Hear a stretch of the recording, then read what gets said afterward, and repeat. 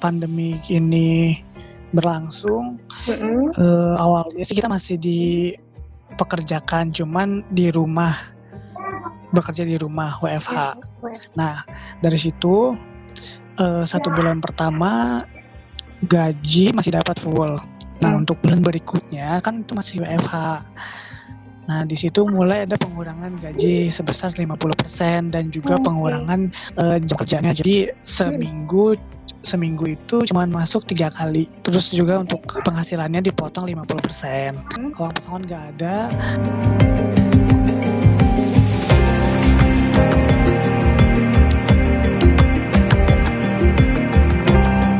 Pas waktu masih kerja juga memang kan udah ada usaha ya.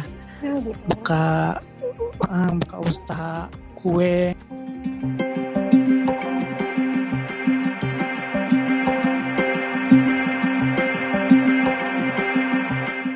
Setelah gue dirumahkan itu gaji gue gaji setengah, dan kebetulan gue dapat kerjaan baru, which is masih banyak hak gue yang harus gue ambil di situ. Itu masih ada gajian, masih ada THR, masih ada uang koperasi dan lain-lain lah.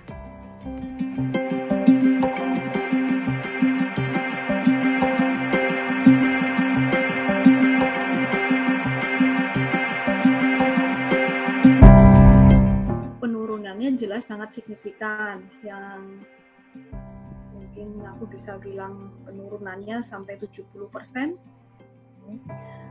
Terus sehingga secara bisnis itu sudah tidak efektif lagi ya, tidak efisien lagi.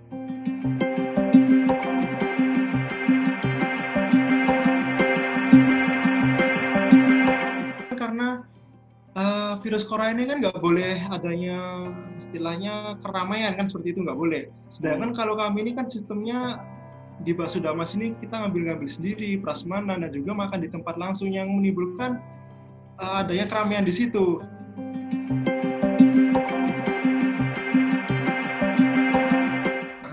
Ini yang omset menurun ini memang dari segi penjualan offline sih maksud saya. Untuk segi online-nya kami pakai Gojek sama Grab itu. Nah, untuk menyiasati hal itu juga, kami juga menjual produk dalam kemasan bakso frozen.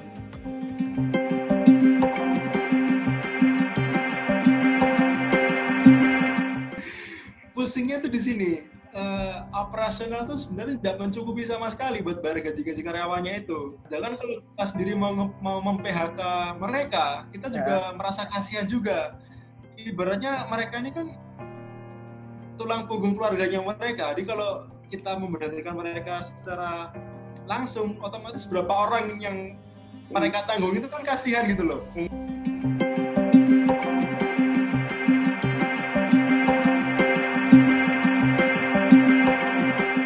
Sebenarnya kalau mempengaruhi, jelas mempengaruhi banget, karena jiwa dari si bisnis ini bergantung banget dari event.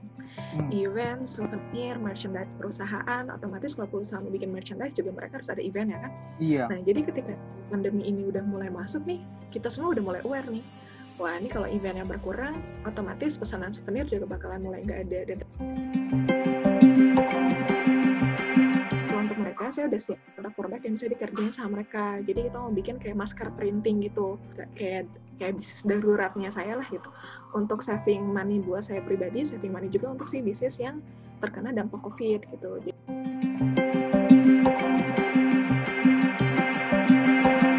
Jadi menurut saya kalau lagi pandemi gini, selain kita lagi bikin bisnis darurat di satu sisi, kita juga kayak ibarat kata dikasih waktu rehat untuk riset lebih banyak.